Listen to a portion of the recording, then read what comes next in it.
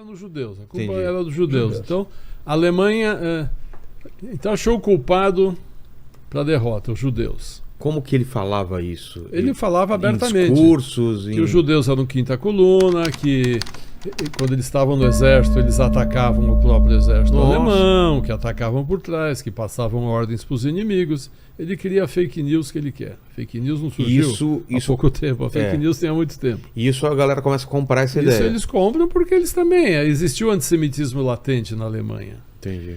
Depois, com a derrota da Alemanha, ela tem que pagar uma indenização muito grande para quem venceu a guerra, porque ela que causou a guerra. Então, a Alemanha se endivida muito, a economia alemã vai para o buraco, depois vem a crise de 29 no mundo, que também leva o mundo inteiro para o buraco. A Alemanha fica numa situação muito ruim. A culpa de quem?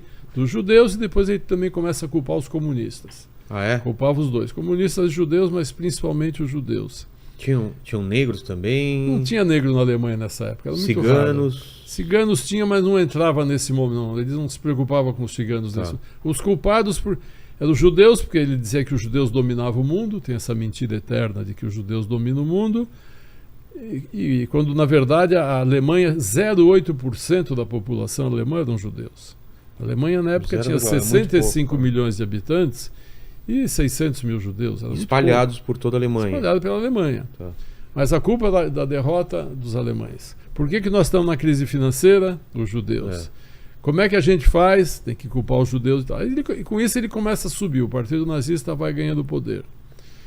Aí acontece coisa aqui, golpes daqui e dali. Em 1933, o Partido Nazista conquista 30% das cadeiras do parlamento alemão. Um partido pequeno consegue... cresce por causa disso, porque ele... Tá. Nós perdemos a guerra. Ele dá uma resposta que o pessoal estava querendo. Queria ouvir. Contava a fake news que ele queria, a mentira que ele queria, e o povo comprava, que precisava comprar. E ele passou a ser considerado o salvador da pátria. Ele era o grande homem que podia salvar a Alemanha. Passou a ser idolatrado. E ele tinha um marketing sensacional. Aquele bigodinho ridículo dele era uma marca registrada. O cabelinho que caia na testa. Ele ensaiava os discursos na frente do espelho. Ele era um ator. Ele realmente era brilhante nisso. E ele se cercou, por exemplo, ele pegou o Joseph Goebbels, era um jornalista muito talentoso, que administrava toda a propaganda dele. Então, poderosa, né? Poderosíssima. Televisão, não tinha rádio, jornal, cinema, teatro. Uma mentira repetida muitas vezes acaba sendo verdade. Isso o próprio Hitler já falava antes. É mesmo? Se você falar, se você mentir, as pessoas eventualmente vão começar a acreditar. Entendi. Então, o Goebbels cuidou de toda a comunicação na Alemanha. A coisa foi muito bem feita. O Partido Nazista ganhou 30% das cadeiras do parlamento, aí eles deram um golpe de Estado e tomaram conta da Alemanha. Mas a gente tem que pensar o seguinte, os alemães votaram no Partido Nazista. Certo. O golpe veio depois que eles já estavam... então ele foi eleito... Foi eleito com 33%. Democraticamente. Era um parlamentarismo... A Alemanha ficou com 30% das cadeiras do parlamento. Aí teve o golpe lá da queima do parlamento, do Bundestag, que ninguém sabe se pegou fogo, se puseram fogo, e com isso ele tomou conta. Aí virou um partido único. Tá. Caçou os comunistas e tal. Nesse momento, ele dizia que ele tinha que eliminar os judeus da Alemanha. Eliminar os judeus não queria dizer muito, não queria dizer matar os judeus, eliminar. Né? Aí ele começa, quando ele chega no poder em 1933, ele faz o primeiro campo de concentração em Dachau, na cidade de Dachau, que é na verdade é um campo de prisioneiros políticos. Então, comunistas, padres que falavam mal do nazismo nas igrejas, homossexuais, prisioneiros comuns, são mandados para o campo de Dachau. Então Dachau passa a ser um campo experimental para o que ia acontecer depois. Então, em Dachau ele já fazia os prisioneiros passarem fome, trabalhar muito, apanhar. E ele pegava sempre tinha um grupo, vamos dizer, um grupo de 200 prisioneiros. Lá tinha comunista, homossexual, testemunha de Jeová também era preso, porque testemunha de Jeová não pegava em armas. Então, se não pegava em armas, não servia para a Alemanha. Comunistas, esse pessoal ia para o grupo, vamos dizer, 200 pessoas. um criminoso violento virava o cara que ia tomar conta desse grupo. Então você pega um grupo lá de políticos, de padres, não sei o quê, e bota um assassino para tomar conta, a gente já vê que já começa a acontecer coisa errada ali. E assim eles começam a dominar grandes quantidades de pessoas com pouca mão de obra. Então Dachau foi um campo experimental. Foi o primeiro campo da Alemanha. Aí ele continuou com o discurso: os judeus têm que ser destruídos, os judeus têm que ser eliminados, os comunistas são nossos inimigos. Aí em 1939, 1º de setembro de 1939, começa a Segunda Guerra Mundial, quando ele invade a Polônia. Qual que era o intuito? Era da Polônia e chegar até a Rússia. Era expandir para... Era um negócio chamado Lebensraum. Então, em 1º de setembro de 1939, a Alemanha invade a Polônia. Por quê? Existia um estudo, uma teoria na Alemanha, chamado Lebensraum, que é conquista do espaço vital. Tá. Isso foi feito, eu não lembro se era um historiador, um filósofo alemão, que criou essa palavra Lebensraum, que é o espaço vital, que dizia o seguinte: a Alemanha era um país pequeno, com 65 milhões de habitantes, precisava espaço para crescer. O que seria esse espaço? As terras férteis do leste europeu.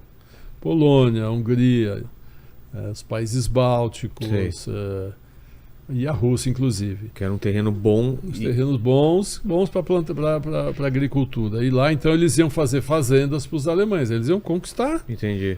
acabar com a população local e tomar conta do lugar. Porque os eslavos também eram considerados inferiores. No nazismo existia uma escala, que eles criaram uma escala de eugenia, que não existe nunca, onde os arianos, que são os alemães, estão no topo da pirâmide, embaixo vem o pessoal da Escandinávia, os nórdicos, Sei. e vai baixando. Na penúltima linha são os eslavos e na última linha são os judeus e os ciganos. Os eslavos seriam de qual países? Polônia, Rússia, tá. Ucrânia, esse pessoal do leste europeu, né? Tá. Então, inclusive existia um plano de todos os eslavos iam virar escravos, iam trabalhar para os alemães. Então começa a Primeira Guerra começa a Segunda Guerra invadindo a Polônia. O problema que o Hitler tinha na Alemanha de 650 mil judeus, que ele estava tentando se livrar, uma grande parte conseguiu fugir, uma grande parte arrumou visto, já tinha alguns vindo para o Brasil, para os Estados Unidos, sei lá, talvez um terço do país conseguiu sair antes da Segunda Guerra Mundial, dos judeus.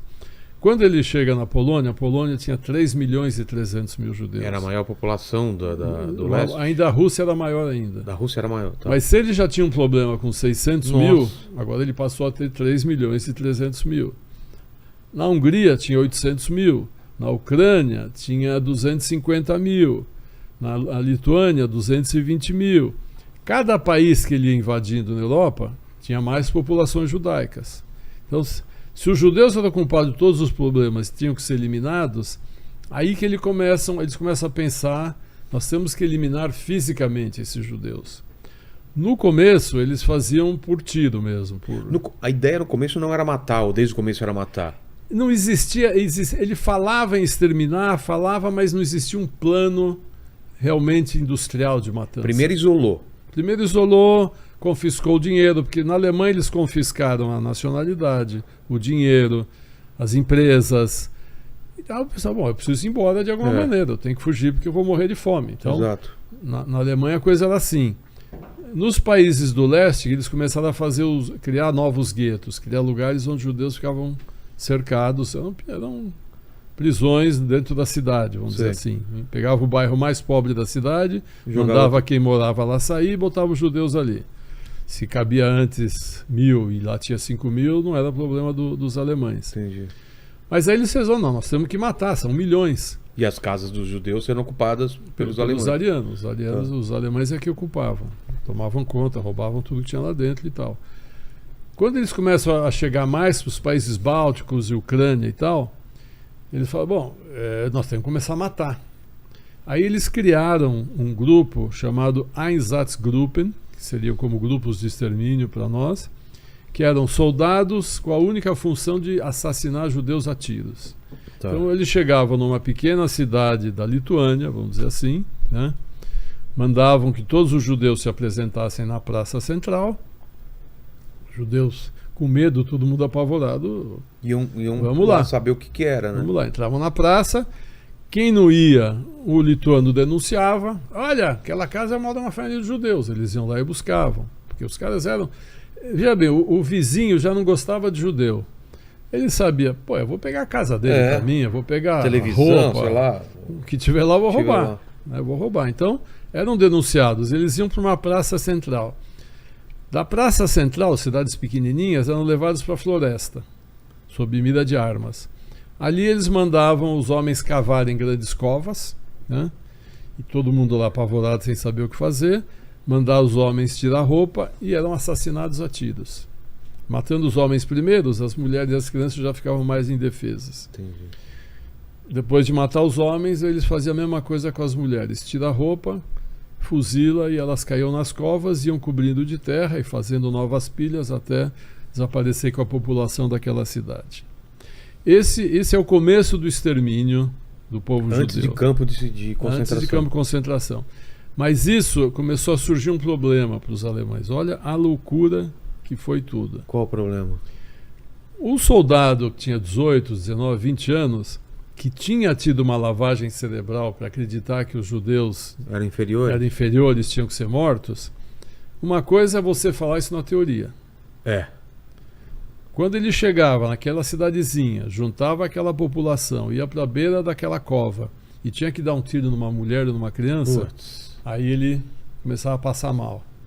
E o pessoal descrevia aquilo.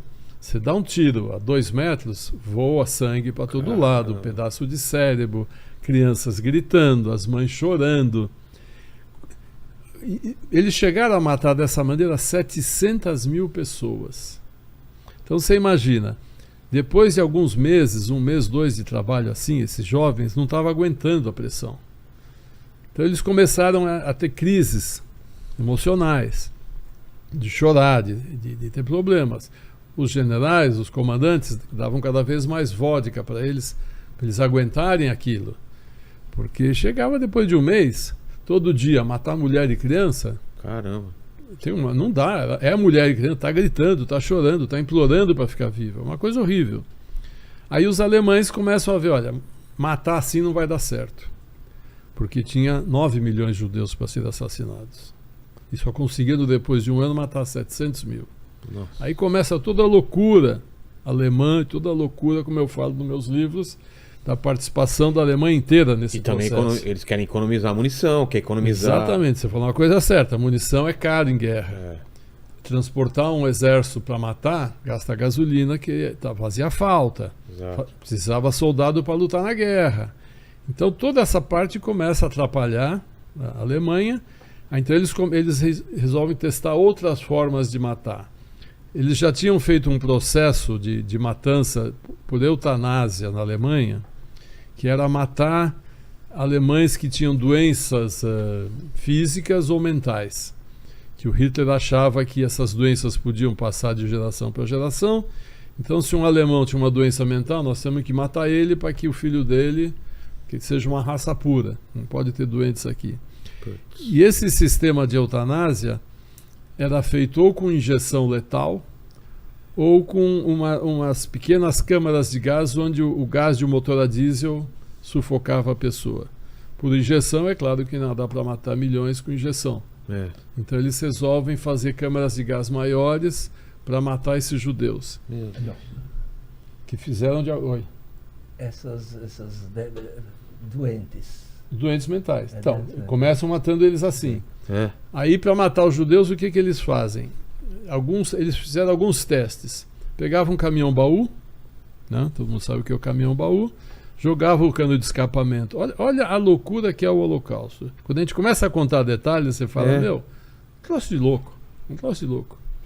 Jogava o escapamento Nem para dentro animais, do baú. né? Não eram mortos assim. Nada. É. Jogava o cano de escapamento para dentro do caminhão-baú, botava lá 50 a 100 judeus, o que cabia, trancava a porta e o caminhão começava a andar com o motor a diesel jogando o gás para dentro para sufocar os judeus. Bom, o motorista ficava ouvindo as pessoas batendo, gritando, me tira daqui. Tinha caminhão que capotava, porque ele fazia curva e todo mundo caía para um lado, o caminhão capotava. Quando abria, Ali era uma coisa horrorosa e estava gastando óleo diesel. Pô, isso aí não funciona. É. Aí fizeram câmeras paradas. Treblinka, por exemplo, era um campo de extermínio que funcionou perto de Varsóvia, fica a 1 hora de Varsóvia.